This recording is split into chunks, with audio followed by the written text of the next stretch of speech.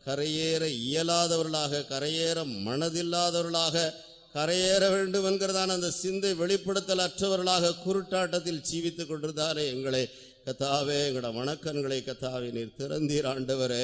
உங்களோட வார்த்தையின் வெளிச்சத்தினால கத்தாவே எல்லா இருளை நீக்கினீர் ஆண்டவரே. உங்களோட வசனத்தின் மூலமாக ஆண்டவரே எங்களோட இருதயங்களை கத்தாவே ஆண்டவரே நீர் திறந்தீர் ஆண்டவரே. அதற்காகவே நாங்கள் நன்றியோடு துதிக்கிறோம் கத்தாவே. உமக்கு ஸ்தோத்திரம் ஆண்டவரே.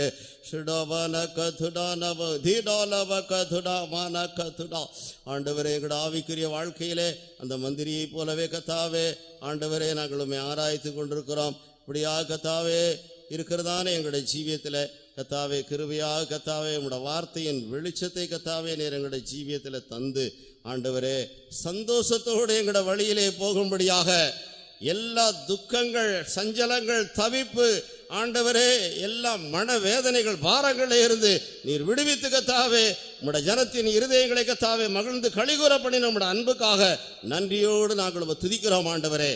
கத்தாவே ஸ்தோத்திரம். வார்த்தையின்படியே நாங்கள் கரையேறும் போது எங்களுக்கு எதிரடையாக இருக்கிற எல்லா தீய சக்திகள், அந்தகார வல்லமைகள் முற்றிலுமாய் அழிந்து மாண்டு போகும், இல்லாமல் போகும் என்று கத்தாவே எங்களுக்கு சொன்னீரே. அதற்காக நாங்கள் உமக்கு நன்றி செலுத்துகிறோம் ஆண்டவரே. உமக்கு ஸ்தோத்திரம் ஆண்டவரே.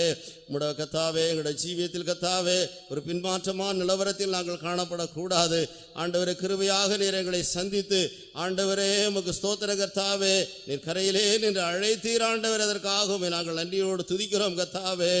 அல்லேலூயா. ஷடவன கதுடான வக்கரபோ.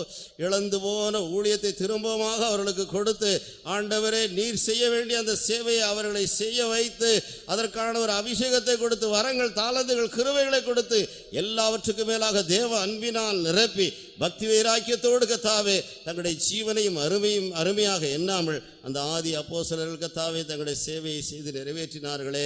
அதற்கு அதுபோல கத்தாவே இந்த கடைசி நாட்களே நாங்களும் கூட கத்தாவே உயிரடைந்து ஆண்டவரே எங்களுடைய ஜீவனையும் அருமையாக எண்ணாமல் பரிசுத்தாவின் பலத்தினால் நிரம்பி தேவ அன்பினால் நிரம்பி மகிழ்ச்சியோடு கத்தாவே இந்த சேவையை செய்து நிறைவேற்ற கர்த்தர்தாமே உம்முடைய ஊழியர்களுக்கு நீர் அனுக்கிரகம் செய்தருளும்படியாக வேண்டுகிறோம். நாங்கள் உம்முடைய ஜனத்துக்காக கத்தாவே ஆண்டவரே திறப்பின் வாசலை நிற்க வேண்டியவர்களாக இருக்கிறோம் கத்தாவே. ஜனங்கள் கரையேறி தீரும் வரைக்கும் ஆண்டவரே அவர்களுக்காக கத்தாவே தேவ சமூகத்தில் கத்தாவே ஆண்டவரே உறுதியாய் நிற்க வேண்டியவர்களாக இருக்கிறோம். எங்களோட வாழ்க்கையிலே எவ்வளவு பரீட்சைகள், போராட்டங்கள் ஆண்டவரே பெருவெள்ளம் போன்றதான சோதனைகள் காணப்பட்டாலும் அவைகளின் மத்தியிலே உம்முடைய ஜனத்துக்காக கத்தாவே நிற்கும்படியாக அப்படிப்பட்டதான கத்தாவே ஊழியர்களாய் கத்தாவே ஒவ்வொரு தேவ ஊழியர்களை மாற்ற வேண்டுமே. அதற்காகவே நாங்கள் நன்றியோடு துதிக்கிறோம் கத்தாவே. இந்த கடைசி நாட்களில் 11ஆம் மணி வேளையிலையும் கூட கத்தாவே உடைய திராட்சை தோட்டத்திலே வேலை செய்யும்படியா நீர் அழைத்து கொண்டு வந்தீரே கத்தாவே. ஆண்டவரே உமக்கு ஸ்தோத்திரம் ஸ்தோத்திரம். அறுப்பு மிகுதி, வேலையாட்களோ கொஞ்சம், அறுப்புக்கு ஏஜமான ஆட்களை அனுப்பும்படியா வேண்டிக் கொள்ளுங்கள் என்று சொன்னீரே ஆண்டவரே. உமக்கு ஸ்தோத்திரம் ஆண்டவரே. அநேக கத்தாவே அழைக்கப்பட்டவர்கள் தங்களுடைய அழைப்பின் தரிசனத்தை இழந்து உலகத்தை நாடி ஓடி போய் கொண்டிருக்கிறதான கத்தாவே இந்த காலகட்டத்திலே எங்களுடைய வாலிபர்களுடைய கண்களை நீர் திறந்தபடினால் ஸ்தோத்திரம் ஆண்டவரே. அல்லேலூயா. அவர்களை உம்மண்டையிலே உமக்கு சேவை செய்யும்படியாக ஆண்டவரே அவருடைய இருதயங்களை நீர் திருப்பி கொண்டு வந்திருக்கிற தயவுக்காகவே நாங்கள் நன்றியோடு துதிக்கிறோம் ஆண்டவரே. கத்தாவே இந்த கடைசி நாட்களிலே ஆண்டவரே உம்மை நேசித்து உமக்காக தங்களுடைய ஜீவனையும் அருமையாய் எண்ணாமல் கத்தாவே உம்முடைய கத்தாவே சேவையிலே தங்களுடைய ஜீவனை வானவலியாய் வார்க்கத்தக்கதாக வைராக்கியத்தோடு எழும்பி வரத்தக்கதாக கர்த்தர்தாமே அனுக்கிரகம் செய்தருளும்படியாக ஜெபிக்கிறோம் கத்தாவே. உமக்கு ஸ்தோத்திரம். அந்த எலியா சுழல் காற்றிலே பரலோகத்துக்கு எடுத்துக் கொள்ளப்பட்டது போல ஆண்டவரே நாங்கள் கரையேறினால் தான் கத்தாவே நீர் மகிமையிலே வெளிப்படும் போது நாங்கள் மர்வமாக்கப்பட்டு மேகங்களே ஆகாயத்தில் எடுத்துக்கொள்ளப்படுவோம் கத்தாவே. உமக்கு ஸ்தோத்திரம். அந்த ஆட்டுக்குட்டியாண்டே கல்யாணத்திலே உம்முடைய மணவாட்டியாய் நாங்கள் பங்கடைய நித்தியத்திலே நித்திய சீயோனிலும் புதிய எருசலேமிலும் நாங்கள் காணப்படத்தக்கதாக ஆண்டவரே உம்முடைய வார்த்தையின் மூலமாக நீர் எங்களை கட்டி எழுப்பின உம்முடைய அன்புக்காக ஸ்தோத்திரம். கூடி வந்த ஒருவராவது வெறுமையாய் திரும்பாதபடிக்கு எல்லோருடைய இடைப்பட்ட மகா பெரிய இரக்கத்துக்காக கிருபைக்காக நாங்கள் உமக்கு நன்றி செலுத்துகிறோம் ஆண்டவரே. கத்தாவே இந்த சிலாக்கியத்தை வாழ்நாளெல்லாம் பாதுகாத்து கொண்டு ஆண்டவரே உமக்கு ஸ்தோத்திரம் முன்னோக்கி செல்ல ஆண்டவரே உமக்கு ஸ்தோத்திரம் நாடின துறைமுகத்தை சென்றடைய கர்த்தர் யாவருக்கும் அனுக்கிரகம் செய்தருளுவீராக. ஒவ்வொருடைய வாழ்க்கையிலையும் காணப்படுகிற கத்தாவே கொந்தளிப்பை அமர்த்துவீராக. ஆசீர்வதித்து கத்தாவே கரை சேர கத்தர் உதவி செய்வீராக. உமது கரங்களே தாழ்த்தி வெறுமையாக்கி ஒப்படைக்கிறோம். வசனம் பேசி நம்முடைய தாசரை ஒன்று கூட பலப்படுத்தும். இன்னும் அநேக ஆயிரங்களுக்கு கத்தர் பிரயோஜனமாக்கும். இயேசு கிறிஸ்துவின் நாமத்தில் வேண்டிக் கொள்கிறோம் பிதாவே. நம்முடைய கர்த்தராகிய இயேசு கிறிஸ்துவின் கிருபையும் பிதாவாகிய தேவனுடைய அன்பும் பரிசுத்த ஆவியானவருடைய ஐக்கியமும் நம்மோடும் சகல பரிசுத்தவான்களும்